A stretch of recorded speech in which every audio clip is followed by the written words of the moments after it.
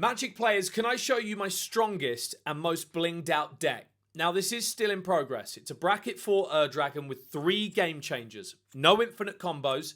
I used to play the Aggravated Assault and Savage Ventmore Unlimited Combats combo with tutors, but when I did it, I just kind of found it to be quite dissatisfying. So I took it out, and now this deck is all about raw damage as the win con.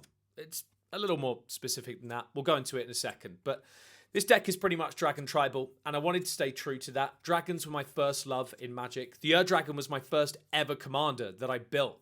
I made it really cheap first off, but I quickly realized that if it was going to be competitive at any table, I had to put some money into it. And so today is where we're at.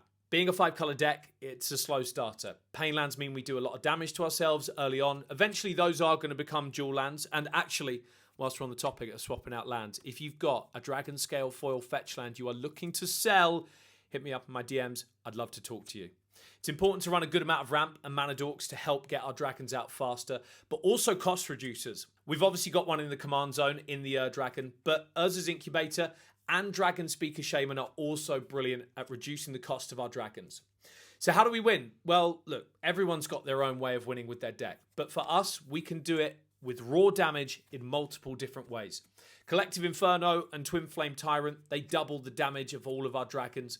Canopy Gargantuan buffs our creatures every single upkeep. Sylvia Brightspear gives our dragons double strike. We can flood the board with dragons and then have Dragon Tempest on the board and ping everyone's stuff. Or just a well-timed Psych Rift can be enough to clear the board and we swing out for the win. This deck does require some tactical thinking, and that's why I love it. Have you built the Dragon? How do you play yours? Let me know in the comments. The deck list for mine is in my bio. Drop a like and a follow if you love the video.